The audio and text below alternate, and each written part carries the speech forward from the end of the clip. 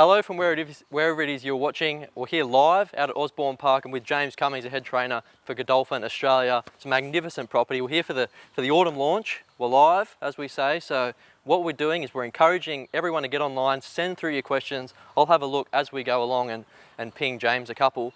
Firstly, James, it was an outstanding week for the team. Plenty of winners across 3 different states. Really great momentum as you're going into the Autumn Carnival. Look, it was a fantastic weekend for us. We're not just a big stable either. We've got our own uniform, and it's impossible to hide a bad runner.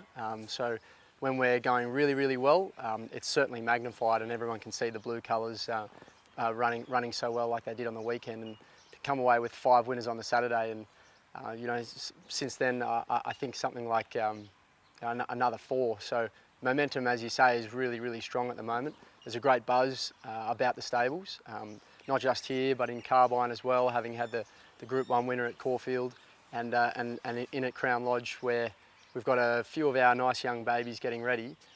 There's certainly a great vibe, and it was a good opportunity at the very beginning of the carnival to make a little bit of a statement, and great to hit the ground running. Yeah, so you must take a little bit of confidence going forward. You're on the eve, or pretty much into the Autumn Carnival.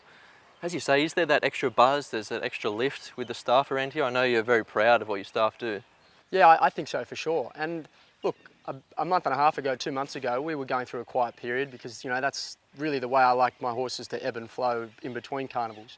Now that we're well into February and April's not far away, we want to see our horses really ramping up and peaking for those days, and we want to see all of our really good horses getting their opportunity. So, it's no surprise to me to see us go through a quiet period. But one of the things about training horses is that, and competing in any sport, is that you are constantly reverting to a mean. And whilst we did have a quiet period, we are now experiencing what's like a real flourish of winners. But I keep a pretty level head about those things, because as we know in sport, nothing's ever as bad or as good as it seems. So we are just like really getting good now at focusing on our processes. We're getting really good at keeping things consistent throughout all of our 3 sites, and that's been a real pleasure of mine to really work hard on. And I think we've got more improvement to come, and some new things for this year. You touched on the sites there. Of course, we're at Osborne Park here at Agnes Banks, just in the outskirts of Hawkesbury. It's a great property, but just take us through the role in each of the properties, because there's quite a few within the Godolphin arm. Yeah, so Osborne Park's a great opportunity for a lot of our older horses and horses that are out of their 2-year-old racing season and campaigns to enjoy a little bit more of a natural style of training, where we're able to use not only facilities like our aquasizer and our grass tracks when we need them, our poly tracks outstanding for just run-of-the-mill training, but the horses also from time to time get the opportunity to be turned out after their gallops. And we've got Hartnell here, who has really thrived at Osborne Park because he just loves that. He loves to be turned out after training, get the opportunity to have his head down and have a pick of grass, feel really nice and natural about things. And the horse I experimented with last preparation, keeping him in Melbourne from before the PB Lawrence and right through, but I just found I couldn't quite get him nice and big and bouncy and round, which is the way he likes to race. So after winning the Group 1 CF4, he's back here now. He gets the chance to be turned out during the day, and he just he gets back in his box and throws the straw up, and it's a sign to me that he's happy to be home, and he's happy to do his preparations from here, which is exciting for his preparation ahead. He looks outstanding. He's come through the run well. Yeah, I'm delighted with how he came through. He looked great in the tie-up stall straight after the win. He'll have a few weeks before we run him again wherever we go, but the horse he had a great foundation before he ran first up, and that's really going to help him be given the opportunity to get over what was an excellent performance and a really it was a performance of a horse that dug very deep to win, and great to see that determination in him. Great to see that the team have come together, and guys from Osborne Park as well as Reg down in Melbourne, and Paul Reed here at Osborne Park have been able to get their fingerprints on Hartnell and get that sort of with that sort of passion that's gone into him. to see that he's rewarding them and he's giving everything and he's happy to be here. So for a horse that's his age, he was born in April 2011. He got off the plane here in I think 2014, running in the Chipping Norton, running second to Contributor, which was also a Godolphin Quinella. To still be driving so hard in a finish and still be so enthusiastic about his racing, I think it speaks volumes about the way our horses in general are looked after, and how we've been able to get so much out of such a wonderful weight for age athlete. Definitely. One of the questions that popped up on Facebook here is from Owen Matthews. He's more inclined to push you down the Peter Young Australia Cup path. Being from racing New South Wales, I want to see him up here. Yeah. What do you got in mind for him next? Look, the Australian Cup is for me a much more attractive option than running in the Chipping Norton, but it's about the way we go about getting there, and we just want to see Hartnell be given an easy week to get over that run, see how he bounces back before we lock in any targets. I don't really like the idea of running in the Chipping Norton and backing up in the Australian Cup when they're only a week apart. So it's looking less and less likely that we would tackle Winks at our next start, or any other horses that are going to be in the Chipping Norton. But I'd love to see the horse at Flemington in the Australian Cup, and en route to other targets in New South Wales when those Group 1s get a little more serious. Races like the Ranvet and fingers crossed, I've even still got him going well enough to run in a Queen Elizabeth. Yeah, on the second day of the championships, of course. Alrighty, so we've spoken about Hartnell. Now I think it gives us a good chance to just touch on potentially a couple of your 2-year-olds coming through. So we saw Plaguestone run down in Melbourne. He went really well. Can you talk us through some of the other youngsters that are coming through that are exciting you? Yeah, so Plaguestone's, he's got the writing on the wall for being a great chance in the Blue Diamond for us on Saturday week. He's come through what was an excellent effort in the Group 3 on the weekend quite well. We have Encryption, who ran beautifully first up in his second preparation the week before, and he's just going to sail 3 weeks into the Blue Diamond, and he's going to be one of our 2 customers lining up there. 2 exciting colts with a little bit of upside, and I think that both of them are going to enjoy the step up to 1200 metres. Both of them are black type performers that have not yet gotten over the line, but that's not something that's impossible to do, as we've seen with I think Pride of Dubai a few years ago was able to win the Blue Diamond as a maidener. So look, those two are just burning along beautifully. We've got our filly Gongs, she's trialling today. We've even got Dynamited, he's in the barrier trials, and these sort of horses are coming through quite nicely. And it's all going to be about, for them, how they perform their second racing preparations. So that Dynamited's 1 start, 1 win. The form was franked out of his race in the ensuing weeks, and he's had time to build and mature and get over that. And Gongs was able to have 2 starts and 2 wins last year, and she's come back and she looks like she's just developed a little bit more, but she's just woken up a lot more than last preparation, and she looks like she really wants to get out there and start competing sooner than later. So there's some interesting ones there, but there's a bunch of them that are just around about a similar rating for mine at the moment, and it's all about who goes ahead the most in the next 5 weeks. Yeah, okay. I know if I don't ask, the feedback's going to come flooding through, but as far as your leading golden slipper chances, would you say Gongs is up there with Dynamited? Yeah, I think so. I think they're really hard to split at the moment, and they're just both very smart horses that need to go to the next step. And look, I'd like to think that they're capable of doing it. But the next 5 weeks is just going to be so crucial for them. It goes without saying, and it's the step that they take once they start racing this preparation. Because it's not really my style to be hammering them on the track. I want to see them do the talking themselves. We've had quite a few come through Twitter for a horse called Wagner Unraised. Impressed at the trials. I've seen them myself, and it does look the goods. Have you got a good opinion of him? Yeah, look, he's a beautiful colt, Wagner. I couldn't help but be impressed by his first trial. And I didn't need to see too much in his second trial, but the horse just ate up the ground and did it all on his own. Brenton Abdallah shares my enthusiasm, and you can probably expect to see that horse at Rose Hill in an 1100 metre Colts and Geldings maiden. There's nothing quite like small fish being sweet eating at this early stages of their career, and I don't really want to throw him in the deep end, even though I easily could run him in a race like the Skyline that has been won by horses in the past that are stepping out on debut. But he doesn't quite have the experience. I won the Skyline with a horse called Good Standing a couple of seasons ago, and he at least had a run before Christmas. amongst some very good horses, and I think that horse Wagner would be better off just coming through a nice maiden there, and if he can get up and do that, then there might even be something stronger in store for him. Sure. Another one coming through from Facebook from Adam Steele. He wants to know how Impending's going. Yeah, Come back well? Yeah, he's back in training, and the riders are happy the way he's going. But don't expect to see him in the championships in Sydney. We're just going to get him fit, and there's some really nice weight for age targets up in Brisbane for him. You know, a race like the BTC Cup would be a beautiful one for him to target, and even the Doomben 10,000. So just expect it for him to be coming out more like the end of April and early May. Yeah, okay. And two others we'll quickly touch on. It's Somewhat and Vera Dean. Where are they at in their campaigns? Yeah, so Vera Dean had a barrier trial this week, and I was really happy with the way he blew out some cobwebs there. He's a real bull of a colt, and he needs good solid training to get himself up to the mark. We could expect him to be having a second public barrier trial, and then I'll either run him in the challenge stakes or the Fireball first up, and I'm strongly thinking about targeting the Galaxy with him. He's a fast colt. He loves 1100 metres. He's unbeaten at Rose Hill, and with a record of 4 wins from 5 starts, you know, he's a pretty exciting horse too.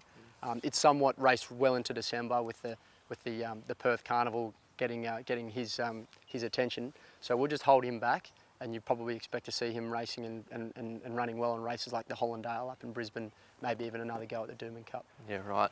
Looking a little bit more closely, this weekend you've got an exceptional filly Irezumi. Can you talk us through her? Let's go have a look at her. Yeah, look, Elise, she just as a horse that's possibly of interest to you. Interlocutor walks past me. He's another one that's probably worth mentioning. You might expect to see him resuming in a race like the Liverpool City Cup.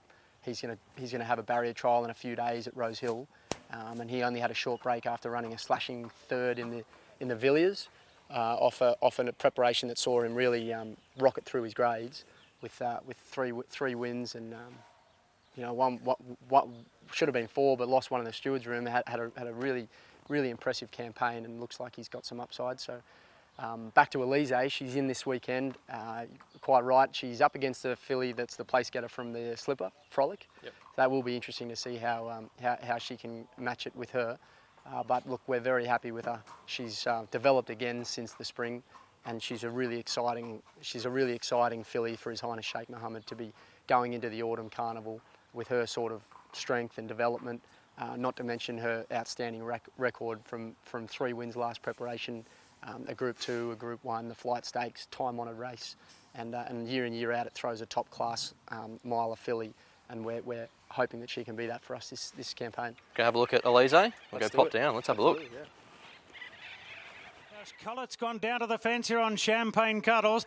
Back second last as I Am Excited, and Elise's gone down to the fence as well. So the roughie, College Romance, she's the maiden, out by 2 lengths on Lover Lover. A length further back to Sweet Deal, and Pandemonium settles in 4th, having missed the kick again today. 2.5 further back to Smooth Landing. The speed is good. One more Honey the outside. Further back to Champagne Cuddles is buried on the fence from Seller Girl. Legal Girl the outside, 3 deep. Second last as I Am Excited, and Elise's coming one off the fence, starting to drive through, but will need some luck from there. Coming up towards the 600 metres. Well, on paper, this could be a topical Quinella, College Romance and Lover Lover, but they won't be there for too much longer, you would think. Just behind them is Sweet Deal. Pandemonium's under the pump. Now Seller Girl gets cracking, followed by one more Honey to the outside, and now Champagne Cuddles is starting to work through the field. She's just going to need a bit of room. They come up the rise, and Sweet Deal moves up to Lover Lover. Seller Girl is sprinting quickly, so Champagne Cuddles and Smooth Landing up the fence. Elise gets the run as well. The 2 favourites, Elise went straight past Champagne Cuddles, then Seller Girl and one more Honey. Hasn't she got a motor, Elise? That was electrifying. Elise wins it comfortably in the Flight Stakes from Champagne Cuddles. Seller Girl third. All right, well, we just saw some fantastic vision there of Elise's Flight Stakes win. She was dominant. She was brilliant. That brings back some good memories. Oh, it does. Look, you know, you go into Group 1s, you're hoping to draw beautiful soft gates and get good runs all the time. And she is behind us. She had to come from the second widest gate there, and Scully just managed to pick up runs along the inside, and just gave her an absolute 10 out of 10. But once she loomed up on them, she just put them away effortlessly. So very satisfying that day to see her peak on the grand final, and and that's the sort of performance where we're waiting with bated breath to see if she can reproduce this preparation. Well, we get a look at her on Saturday, the light fingers. How do you assess the chances there? Oh, look, I think that the good sized field makes it interesting. Quite a few of the fields early on in her preparation last time were small and at set weights, and the tempo wasn't always on, and that didn't always help her either. But look, I think she can run really well on the weekend. She had to be impressed with her trial, and I can't help but be impressed with what she's done since then. She's just tightened up nicely. But there's definitely improvement to come, and there's a Group 1 a fortnight later. So we've got our feet on the ground, having too much pressure on her to win first up. But I think she'll take some holding out. But there's certainly something more there for later on. She is a big lump of a thing, as we saw in the background there. How's she developed? Has she come on even further? Well, she's enjoyed this season a little more coming into training. She's not carrying that winter coat that you saw last time. She's like I said, she's put weight on. She has matured a little more mentally. She's still a little bit busy and a little bit above herself at the barrier trials, but I think that what we're hoping is that just tightened her up sufficiently and got some nervous energy out of her, and she'll be right for Randwick on the weekend. But I'm expecting to see a fractionally better Elise than you saw in the spring. Okay, well that bodes well, doesn't it? It does. As far as her campaign goes, it's obviously very much one run at a time. You see how she goes and then potentially a surround. After that, have you got anything penciled in, maybe some big targets over the championship? Yeah, look, there's races like the Coolmore that follow on from the surround. Even races, Coolmore can be a traditional lead up to the Doncaster, but there's even a race like the Coolmore Legacy, the Weight for Age race immediately after the Doncaster. So we can think about running her in a race like that, or even, heaven forbid, running her in a Queen Elizabeth if we feel like she's going well enough. Yep. But we'll judge that. We'll judge that by our performances, and I do think that she'll be best kept at a mile. Speaking of performances, Kementara in the weekend, he was outstanding. Yeah, look, he returned beautifully, and he's a very, very classy colt. Here he is here walking behind us. Came through the run beautifully, and we can expect to see him running in the Hobartville next start. Glyn will be riding him again, and I was just delighted to see Glyn ride him like that, bottled him up and allowed him to use his turn of foot. And look, he just savaged the line, and he looks like he's got a great preparation ahead of him. But good to see him get his first Group win on the board after going so close in the Caulfield Guineas in the spring. Yeah, your viewers there can see he looks in great nick.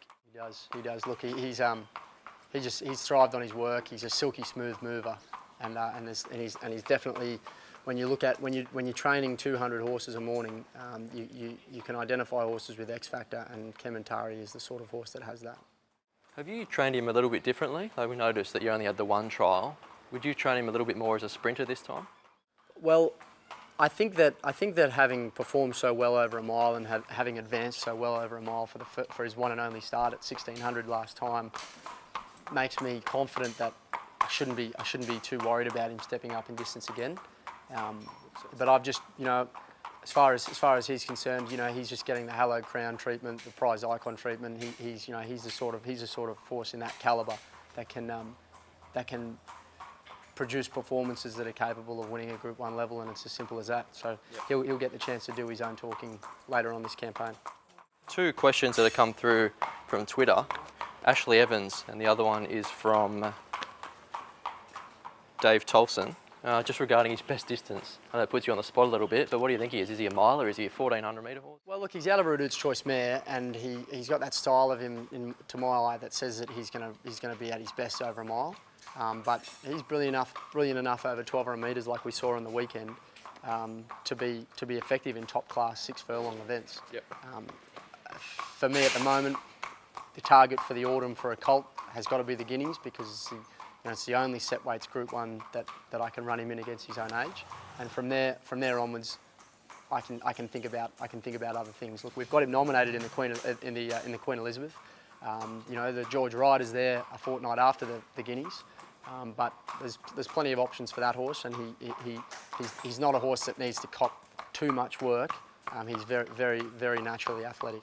The horse that you just saw walking past then is Impending, so he's our Stradbroke handicap winner. He came back in the spring and produced 2 awesome weight for age performances for a narrow second behind In Her Time in the Sydney Stakes, and also really impressive placing in the Darley Classic up the straight at Flemington behind the informed Red Zell. So look to see him peaking for Brisbane for the winter, like we saw him do so well in that race last year.